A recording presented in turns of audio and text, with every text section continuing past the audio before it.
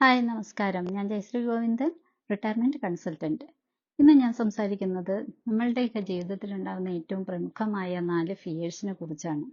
ഒന്നാമത്തെ ഫിയർ എന്ന് പറഞ്ഞാൽ എനിക്ക് 60 വയസ്സ് വരെ എനിക്ക് വർക്ക് ചെയ്യാൻ സാധിക്കുമോ എന്നുള്ളതാണ്. ഇന്നിപ്പം നമുക്ക് നോക്കിയാൽ അറിയാം പല രീതിയിലുള്ള ഇൽനെസ്സുകളാണ് നമ്മളെ ചുറ്റുപാടും കാണുന്നത്. അപ്പോൾ എന്തെങ്കിലും അസുഖം വരുമോ, എനിക്ക് 60 വയസ്സ് വരെയൊക്കെ പണിയെടുക്കാൻ കഴിയുമോ, അല്ലെങ്കിൽ എനിക്ക് എൻ്റെ ആരോഗ്യം അപ്പോഴത്തേക്കും മോശമാവുമോ എന്നൊക്കെയുള്ള പേടിയാണ് പലർക്കും. ഇങ്ങനെ പേടിയുള്ളപ്പോൾ നമ്മൾ ചെയ്യേണ്ട ഒരു കാര്യം എന്ന് പറയുന്നത് ക്രിട്ടിക്കൽ ഇൽനെസ് പോളിസികൾ എടുക്കുക എന്നുള്ളതാണ്. അപ്പോൾ നമുക്ക് ഈ ഒരു ഫിയറിനെ ഓവർകം ചെയ്യാനായിട്ട് അത്തരം ഇൻഷുറൻസ് കവറേജുകൾ സഹായിക്കുന്നതാണ്. പിന്നെ വരുന്ന ഒരു ഫിയർ എന്ന് പറഞ്ഞാൽ 60 വയസ്സ് വരെ ഞാൻ ജീവിച്ചിരിക്കുമോ എന്നുള്ളതാണ്. അല്ലേ, നമ്മൾ ചിലർ പറയണ്ട, ഞാൻ ഇനി എത്ര നാളുണ്ടാവുമോ, എനിക്ക് കുടുംബത്തിനോടുള്ള എൻ്റെ കടപ്പാടുകൾ തീർക്കാൻ സാധിക്കുമോ, അല്ലെങ്കിൽ എൻ്റെ ഉത്തരവാദിത്തങ്ങളെല്ലാം പൂർത്തിയാക്കാൻ സാധിക്കുമോ എന്നൊക്കെ ചോദിക്കാറുണ്ട്. അപ്പം നമ്മുടെ ഉള്ളിൽ വരുന്ന ഒരു ഡെത്ത് ഫിയർ ആണ്. ആ ഡെത്ത് ഫിയറിനെ നമുക്ക് ഓവർകം ചെയ്യാനായിട്ട് ലൈഫ് ഇൻഷുറൻസ് പോളിസികൾ നമ്മൾ തീർച്ചയായിട്ടും എടുത്തിരിക്കും. കാരണം നമ്മളുടെ അഭാവത്തിൽ നമ്മളുടെ കുടുംബത്തിന് എന്ത് സംഭവിക്കുമെന്നുള്ള ഫിയറാണ് നമുക്കുള്ളത്. അപ്പോൾ ആ ഒരു ഫിയറിനെ ഓവർകം ചെയ്യാനായിട്ട് നമ്മളുടെ അഭാവത്തിലും നമ്മളുടെ കുടുംബത്തിന് ഒരു കൈത്താങ്ങാവാൻ അല്ലെങ്കിൽ അവരെ സുരക്ഷിതമാക്കാൻ വേണ്ടിയിട്ട് ലൈഫ് ഇൻഷുറൻസുകൾ സഹായിക്കുന്നതാണ്. പിന്നെ വരുന്ന ഫിയർ എന്ന് പറയുന്നത് നമുക്ക് ഒരു പെൻഷനൊക്കെ ഉണ്ടാവുമോ, അല്ലെങ്കിൽ നമ്മൾ റിട്ടയർഡ് ആയി കഴിയുമ്പോൾ നമ്മൾ എങ്ങനെ ജീവിക്കും എന്നുള്ള ഒരു ഫിയറാണ്. ഇന്ന് നമുക്കറിയാം, നമ്മൾ മക്കളെ നോക്കും, അല്ലെങ്കിൽ നമുക്ക് ആ സമയത്ത് വലിയ ബുദ്ധിമുട്ടുണ്ടാവില്ല എന്നൊക്കെ ചിന്തിക്കാൻ പോലും പറ്റില്ല, അല്ലേ? കാരണം മക്കളെല്ലാം അവരുടെ ജീവിതമായിട്ട് ബിസിയായി പോകും.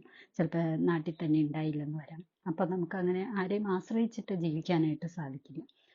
അപ്പോൾ നമ്മൾക്ക് ജീവിക്കാൻ വേണ്ടത് നമ്മൾ നേരത്തെ തന്നെ പ്ലാൻ ചെയ്ത് ഏൺ ചെയ്യുക എന്നുള്ളതാണ് അതിൻ്റെ ഒരു ഉള്ള ഒരു പോംവഴി. അതിനു വേണ്ടിയിട്ട് നമ്മളൊരു പെൻഷൻ സ്കീം ഇന്നേ തന്നെ സ്റ്റാർട്ട് ചെയ്യുക എന്നുള്ളതാണ്. ഒരിക്കലും പെൻഷൻ സ്കീമുകൾ അല്ലെങ്കിൽ റിട്ടയർമെന്റ് ഫണ്ടിന് വേണ്ടിയിട്ട് നമ്മൾ റിട്ടയർഡ് ആകുമ്പോഴല്ല ശ്രമിക്കേണ്ടത്. എത്ര നേരത്തെ, എത്ര വർഷങ്ങൾക്ക് മുന്നേ തന്നെ നമുക്ക് അതിന് പ്ലാൻ ചെയ്യാൻ സാധിച്ചാൽ നമ്മുടെ റിട്ടയർമെന്റ് ലൈഫ് ആകുമ്പോഴത്തേക്കും ആരെയും ബുദ്ധിമുട്ടിക്കാതെയും ആശ്രയിക്കാതെയും നമുക്ക് നല്ല രീതിയിൽ തന്നെ നമ്മുടെ ജീവിതം മുന്നോട്ട് കൊണ്ടുപോകാനുള്ള ഫണ്ട് നമുക്ക് ഉണ്ടാക്കാനായിട്ട് സാധിക്കും. അപ്പോൾ ഇതുവരെ ചെയ്തില്ലെങ്കിൽ അത്തരം ഫിയറുകളുള്ളവർ തീർച്ചയായിട്ടും ഇന്ന് തന്നെ അതിനു വേണ്ടി സ്റ്റാർട്ട് ചെയ്യുക എന്നുള്ളതാണ് അതിൻ്റെ ഒരു മെയിൻ കാരണം വരുന്നത്. പിന്നെ ഉള്ളത് ഒരു ഫിയർ എന്ന് പറഞ്ഞിട്ടുണ്ടെങ്കിൽ നമ്മളുടെ എഡ്യൂക്കേഷൻ, ചൈൽഡ് എഡ്യൂക്കേഷനെ കുറിച്ചാണ്, അല്ലേ?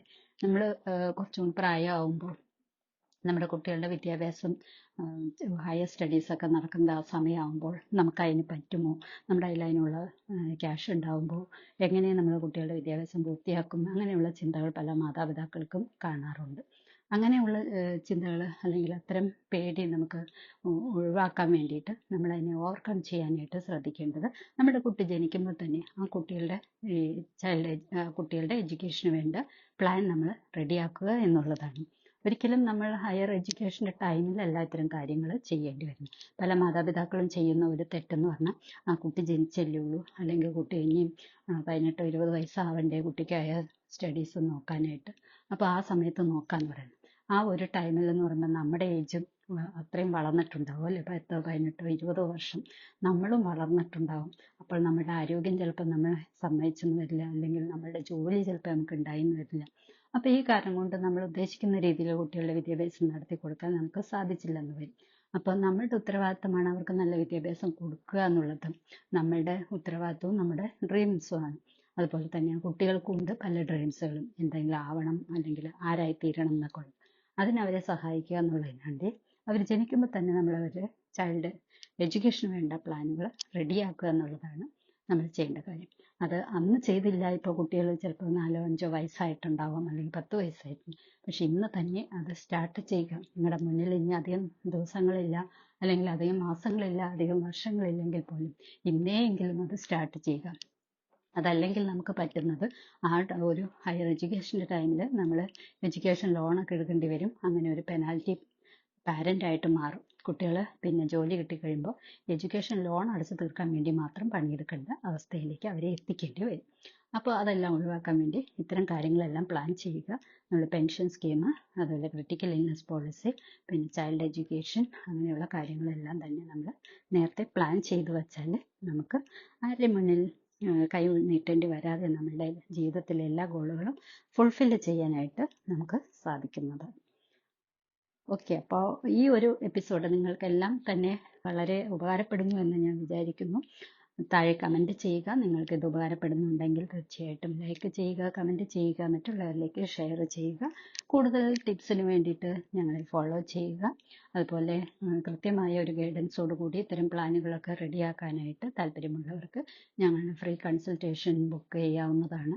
അടുത്തൊരു എപ്പിസോഡിൽ കാണും വരെ ടേക്ക് കെയർ. ബൈ.